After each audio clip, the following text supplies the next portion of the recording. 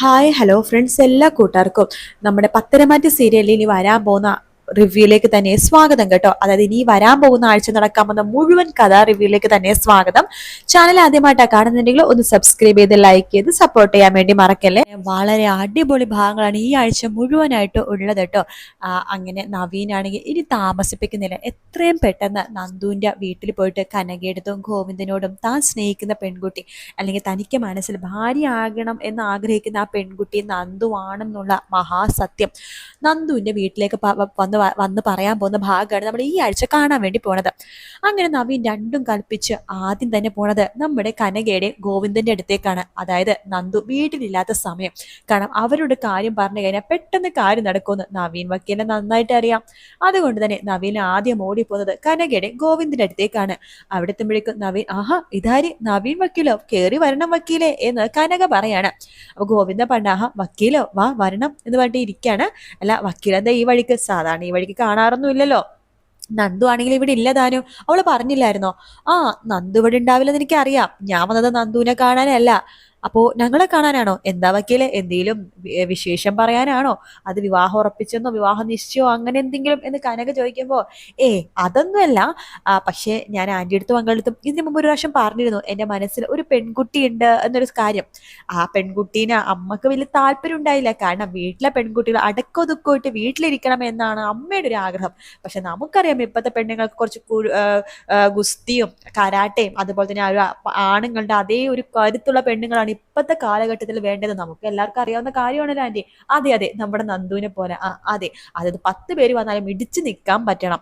ഇപ്പോഴത്തെ പെൺപിള്ളേർ അതൊക്കെ പഠിക്കണം, നല്ലതാണ് കരാട്ടയും ഗുസ്തിയൊക്കെ. പക്ഷെ എൻ്റെ അമ്മ ഇപ്പോഴും പഴയ 100 വർഷം മുമ്പത്തെ അതേ നൂറ്റാണ്ടിൽ തന്നെയാണ്. അപ്പൊ അമ്മയുടെ ആ ഒരു നിലപാട് കൊണ്ടിട്ടാണ് എൻ്റെ വിവാഹം ഇത്രയും നാൾ നീണ്ടുപോയത്. അവസാനം അമ്മയുടെ നയം മാറ്റി, എനിക്ക് ഇഷ്ടപ്പെട്ട പെൺകുട്ടി കൊണ്ടുവന്നോ ഒരു കുഴപ്പമില്ലെന്നായി. അമ്മാവന്റെ മുത്തശ്ശന്റെ സപ്പോർട്ട് കൂടെ ഉണ്ടെന്ന് കൂട്ടിക്കോ. ആഹാ അത് കൊള്ളാലോ. അല്ല മോൻ ഇഷ്ടപ്പെട്ട പെൺകുട്ടി ഏതാ? ഞങ്ങൾക്കറിയാവുന്ന വല്ല പെൺകുട്ടിയാണോ? തീർച്ചയായിട്ടും നിങ്ങൾക്കറിയാവുന്ന മാത്രല്ല, നിങ്ങൾ എപ്പോഴും കണ്ടുകൊണ്ടിരിക്കുന്നൊരു പെൺകുട്ടിയാണ്.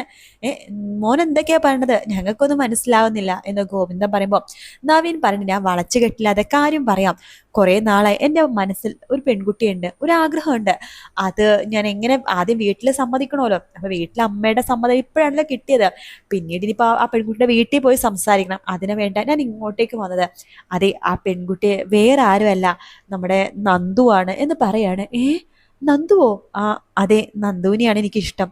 അങ്കിളിനും ആന്റിക്കും വിരോധം ഇല്ലാന്നാണെന്നുണ്ടെങ്കിൽ എൻ്റെ അച്ഛനെ അമ്മേനെയും അതുപോലെ മുത്തശ്ശനെയും കൂട്ടിക്കൊണ്ട് ഇവിടേക്ക് വരാം എന്ന് പറയാണ്. മോനെ, ഞങ്ങളിത് ഒട്ടും പ്രതീക്ഷിച്ചില്ല കേട്ടോ. മോനൊരു പെൺകുട്ടിനെ ഇഷ്ടമാണെന്നൊക്കെ നന്ദു പറയുന്നുണ്ടെങ്കിലും അത് അവള് തന്നെയാണെന്ന് അവള് പോലും പ്രതീക്ഷിച്ച് കാണില്ല. എന്നാലും ഇത് വല്ലാതെ സർപ്രൈസ് ആയി പോയേ എന്ന് പറയുമ്പോഴേക്കും അങ്കിളിനും ആന്റിക്കും എന്നോട് ഇഷ്ടക്കുറവൊന്നും ഇല്ലല്ലോ അല്ലേ? എന്ത് ഇഷ്ടക്കുറവ്? മോനെ പോലത്തെ നല്ലൊരു പയ്യനെ കിട്ടാൻ ഞങ്ങൾ ഭാഗ്യം ചെയ്യണ്ടേ? എന്തായാലും ഞങ്ങളുടെ അഭിപ്രായം ഇപ്പം തന്നെ പറയാം, ഞങ്ങൾക്ക് പൂർണ്ണ സമ്മതമാണ്. പിന്നെ ഇപ്പൊ നന്ദുവിന്റെ അഭിപ്രായം, മോന്റെ വീട്ടുകാരെയും കൂട്ടിക്കൊണ്ടു ഇങ്ങോട്ടേക്ക് വന്നോളൂ, അവൾ സമ്മതിച്ചോളും. പിന്നെ ജാതകം അത് വേണം കേട്ടോ. ജാതകം നോക്കിയിട്ട് ഞാനും ഗോവിന്ദേട്ടൻ അറിയാം ആന്റി, അതൊക്കെ അമ്മേനെ കൂട്ടിക്കൊണ്ട് വരുമ്പോഴേക്കും ഞാൻ തരാം എന്ന് നമ്മുടെ നവീൻ പറയുന്നുണ്ട്. ആ സമയത്ത് നവീനോട് യാത്ര പറഞ്ഞിട്ട് പോകുവാട്ടോ. നേരെ നന്ദുവിന്റെ അടുത്ത് പോയിട്ട് ഈ ഇഷ്ടം ഇനി തുറന്നു പറയാൻ, കാരണം വീട്ടുകാരെ കയ്യിൽ സോപ്പിട്ട് കയ്യിലാക്കി. ഇനിയിപ്പോ നന്ദു നോ പറഞ്ഞാൽ വീട്ടുകാർ നിർബന്ധിക്കുന്ന നവീനെ നന്നായിട്ട് അറിയാം. അതുകൊണ്ടാണ് നവീൻ ആദ്യമേ വീട്ടിൽ പോയി സംസാരിച്ചത്. നവീൻ അവിടെ നിന്ന് ഇറങ്ങുമ്പോഴേക്കും ഗോവിന്ദനും കനകക്ക് ഭയങ്കര സന്തോഷമാവട്ടെ, കാരണം ഇതുപോലത്തെ ഒരു മരുമോനെ കിട്ടാൻ ഭാഗ്യം ചെയ്യണം എന്നൊക്കെയാണ് അവര് പറയണത്. ഗോവിന്ദ പറയണ്ടേ, നമ്മൾ ആഗ്രഹിച്ച പോലത്തെ ഒരു മരുമകൻ തന്നെയാണല്ലോ കനകെ നമുക്ക് കിട്ടാൻ പോണത്. അതേ ഗോവിന്ദേട്ട എന്തൊക്കെ സംഭവിച്ചാലും ശരി, നവീൻ മോനെ കൈവിടല്ലേ, മോൾക്ക് പറ്റിയ ചെറുക്കൻ തന്നെയാണ് എന്ന് പറയുമ്പോൾ അത് നീ പറഞ്ഞ ശരിയാ, മോൾക്ക് പറ്റിയ ചെറുക്കൻ തന്നെയാണ് നവീൻ. പിന്നെ അറിയാലോ, നവീൻ അനിയുടെ കൂട്ടുകാരനാണ്. അതിലൊക്കെ ഇപ്പൊ എന്തിരിക്കുന്നു? എന്തായാലും നന്ദു മോളിയും കൊണ്ട് വരട്ടെ, നമുക്ക് ജാതകങ്ങൾ തമ്മിൽ ചേർച്ചയുണ്ടെങ്കിൽ നമുക്ക് ഇതൊന്നും നടത്താന്നേ. പിന്നെ നരസിംഹ സാറിന്റെ കുടുംബത്തിലേക്ക് കെട്ടിപ്പോവാന്ന് പറഞ്ഞാല് അതോ ഒരു അന്തസ്സല്ലേ?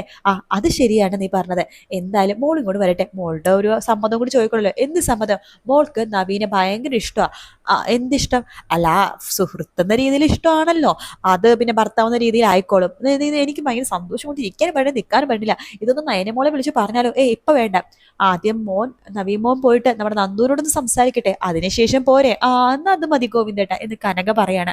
അങ്ങനെ നവീൻ നേരെ അവിടെ നിന്ന് പോണത് നമ്മുടെ നന്ദുവിന്റെ ഓഫീസ് റൂമിലേക്കാട്ടോ. ക്യാബിനിലേക്കാണ് പോണത്. നന്ദു അവിടെ ഭയങ്കര തിരക്കിലാണ്. പോലീസുകാർ അങ്ങോട്ട് ചെയ്യും ഇങ്ങനെ ചെയ്യുന്നൊക്കെ പറഞ്ഞ് ഭയങ്കര തിരക്കിലാണ്. നവീൻ വരുമ്പോ നമ്മുടെ നന്ദു, ഇതാരും നവീനേട്ടനോ, വാ വാ ഇരിക്ക്. ആ നന്ദു തിരക്കിലാണോ? ഇന്ന് കുറച്ച് തിരക്കിലാണ് നവീനേട്ടാ, പക്ഷെ കുഴപ്പമൊന്നുമില്ല. നവീനേട്ടൻ കാര്യം പറഞ്ഞോ? അത് നന്ദു, ഞാൻ തന്റെ വീട്ടിൽ പോയിട്ടാ വരുന്നത്. ആഹാ, എന്താ വിശേഷിച്ച്? എന്താ മനസ്സുള്ള പെൺകുട്ടിയെടുത്ത് ഇഷ്ടം തുറന്നു പറഞ്ഞോ? വീട്ടുകാർ സമ്മതിച്ചോ? അതിന്റെ വല്ല ചടങ്ങും കാര്യങ്ങൾക്കും വേണ്ടി വിളിക്കാനായിട്ടാണോ വീട്ടിൽ പോയത്? അത് പിന്നെ ഞാൻ വീട്ടിൽ പോയത് ഇപ്പൊ തന്നെ കാണാൻ വന്നതിനും ആകെ ഒരേ ഒരു കാരണമുള്ളൂ. എന്താ നവീനേട്ടാ? നവീനേട്ടൻ എപ്പോഴും മൂക്കി തുറന്നതിനിങ്ങനെ വളച്ചേ മൂക്കിൽ തൊടുള്ളൂ. അതുകൊണ്ട് എന്താ കാര്യം എന്ന് തുറന്ന് പറ നവീനേട്ടാ. എടോ, ഞാൻ തന്റെ അടുത്ത് പലപ്പോഴും പറയാറുണ്ട് എന്റെ മനസ്സിലുള്ള ഒരു പെൺകുട്ടിനെ കുറിച്ച്. അതെ, മിക്കപ്പോഴും പറയാറുണ്ടല്ലോ വീട്ടുകാർ സമ്മതിക്കാത്ത. അതെ, ഇപ്പൊ വീട്ടുകാർ സമ്മതിച്ചു. ഓഹോ, അത് കൊള്ളാലോ. അല്ല, ആരായ പെൺകുട്ടി? ഇനിയെങ്കിലും എന്നോട് പറയാവോ? അപ്പോ നന്ദുവിനോട് പറയണ്ട്, എടോ, ആ പെൺകുട്ടി വേറെ ആരുമല്ല, അത് താനാണ്. താനാടോ എന്ന് പറയാണ്. അത് കേട്ട് നന്ദുക്ക് ഷോക്ക് ആവാണ്. നവീനേട്ട, ഏട്ടൻ എന്തൊക്കെയാ പണ്ടത്? ഞാനോ? അതെ, താൻ തന്നെയാ ഞാൻ സ്നേഹിക്കുന്ന, മനസ്സിൽ കൊണ്ട് നടക്കുന്ന ആ പെൺകുട്ടി. തൻ്റെ വീട്ടിലെ അച്ഛനും അമ്മക്കൊക്കെ സമ്മതമാണ്.